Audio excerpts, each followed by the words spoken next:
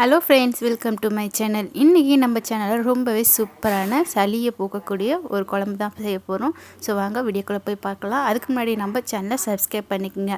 சளி, இருமல் ரொம்ப நாள் இங்கிலீஷ் மருந்து எடுத்துகிட்டு இருக்கிறவங்களுக்கு இந்த மாதிரி குழம்பு எடுத்து சாப்பிட்டு பாருங்கள். ரொம்பவே யூஸ்ஃபுல்லாக இருக்கும். முடக்கத்தான் கீரை, நாவற்கீரை, இது ரெண்டு தான் வச்சு நம்ம செய்ய போகிறோம். ரொம்பவே சிம்பிளாக டக்குன்னு செஞ்சிடலாம். ஸோ இப்போ மழை காலத்தில் அதிகமாக சளி தொல்லை இருக்கும். சரி வாங்க வீடியோக்குள்ளே போகலாம். இதுக்கு தேவையானது பார்த்திங்கன்னா நாவற்கீரை, முடக்கத்தான் கீரை. இது இலையாக கிள்ளிக்க போகிறோம். இலையானா காம்பு இல்லாமல் கிள்ளி வச்சுக்க போகிறோம். இதை நல்லா சுத்தம் பண்ணி எடுத்துக்கலாம். இந்த மாதிரி சுத்தம் பண்ணி எடுத்ததுக்கப்புறமா இதை நம்ம மிக்ஸி ஜாரில் போட்டு அரைக்க போகிறோம். இது கூடவே மிளகு, சீரகம், தக்காளி, சின்ன வெங்காயம், பூண்டு, இதுக்கு தேவையான பொருள் இது எல்லாத்தையுமே நம்ம மிக்ஸி ஜாரில் போட்டு அரைக்க போகிறோம். இது கூடவே ஒரு எலுமிச்சைப்பழம் அளவுக்கு புளி ஊற வச்சுக்கலாம்.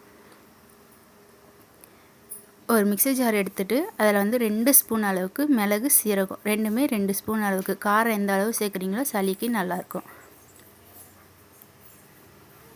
மிளகு சீரகம் ஆட் பண்ணதுக்கப்புறமா ஒரு 10லேருந்து 15 பல் அளவுக்கு பூண்டு.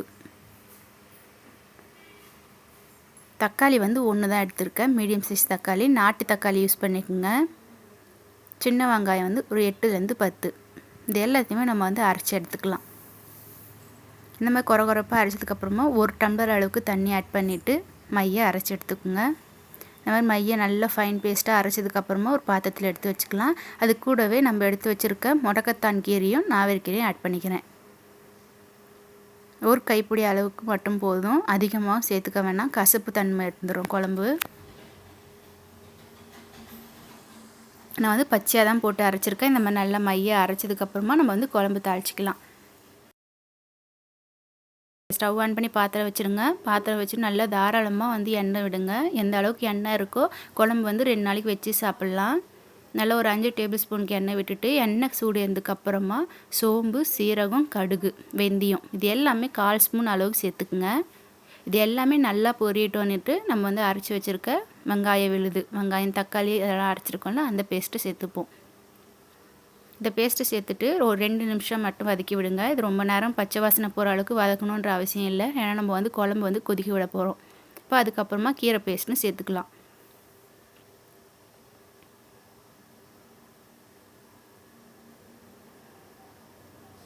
அதையும் 1 நிமிஷம் போல் வதக்கிட்டு இது கூட மஞ்சத்தூள் 1/4 ஸ்பூன் அளவு சேர்த்துக்கிறேன். சால்ட் சேர்த்துக்கிறேன். கல்லுப்பு நான் சேர்த்துக்கிறேன் 1 ஸ்பூன் அளவுக்கு. நீங்கள் சால்ட்டு கூட சேர்த்துக்கலாம், உங்களுடைய டேஸ்ட்டுக்கு ஏற்ற மாதிரி சேர்த்துக்குங்க. நான் மிளகாத்தூள் 3 ஸ்பூன் அளவுக்கு சேர்த்துக்கிறேன். 3 டேபிள் ஸ்பூன் அளவு சேர்த்துக்கிறேன். காரம் எந்த அளவுக்கு இருக்குதோ ரொம்பவே நல்லாயிருக்கும் குழம்பு.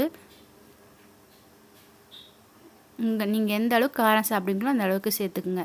இது கூட நான் புளியை கரைச்சினது அதையும் சேர்த்துக்கிறேன். புளி கரைச்சலை சேர்த்தோன்னே நல்லா மிக்ஸ் பண்ணி விடுங்க.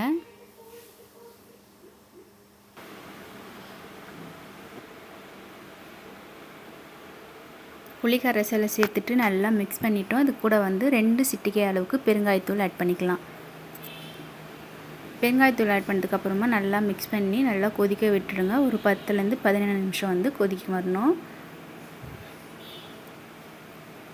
இந்த இடத்துல குழம்புக்கு தேவையான அளவுக்கு தண்ணி சேர்த்துப்போம். அப்படியே நம்ம கொதிக்க விட்டுடலாம். இப்போ இந்த மாதிரி நல்லா ஒரு 15 நிமிஷம் கொதி வந்துடுச்சு.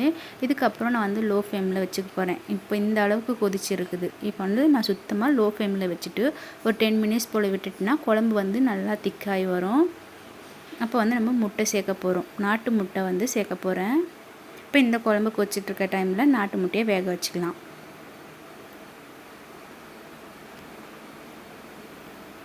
நான் நாட்டு முட்டை சேர்த்துருக்கேன். நீங்கள் நாட்டு முட்டை இல்லைன்னு நினச்சிங்கன்னா கடையில் இருக்கக்கூடிய வெள்ளை முட்டையை நம்ம சேர்த்துக்கலாம். நாட்டு முட்டையை வேக வச்சு தோல் உரித்து நம்ம குழம்புல ஆட் பண்ணிக்க போகிறோம். அந்த 10 மினிட்ஸ் நம்ம கொதிக்க வச்சுருக்கோம்ல, இந்த மாதிரி நல்லா திக்கானதுக்கப்புறமா முட்டையை கீனி அதை நம்ம சேர்த்துக்கலாம்.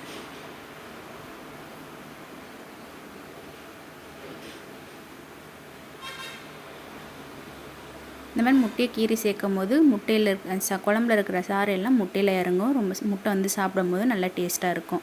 குழம்பு நல்லா கொதித்து இந்த அளவுக்கு திக்காகிடுச்சு. ரொம்பவே சூப்பராக நாட்டு முட்டை மருந்து குழம்பு ரெடி ஆகிடுச்சு. ஸோ கண்டிப்பாக வீட்டில் ட்ரை பண்ணி பாருங்கள். சளி பிடிச்சிருக்கிறவங்களுக்கு ரொம்பவே யூஸ்ஃபுல்லாக இருக்கும் இந்த குழம்பு. நீங்கள் வீட்டில் ட்ரை பண்ணிவிட்டு உங்களுடைய ஃபீட்பேக்ஸை கமெண்ட்டில் சொல்லுங்கள். நம்மளுடைய சேனல் பிடிச்சிருந்தா லைக் அண்ட் சப்ஸ்கிரைப் பண்ணுங்கள். தேங்க்ஸ் ஃபார் வாட்சிங்.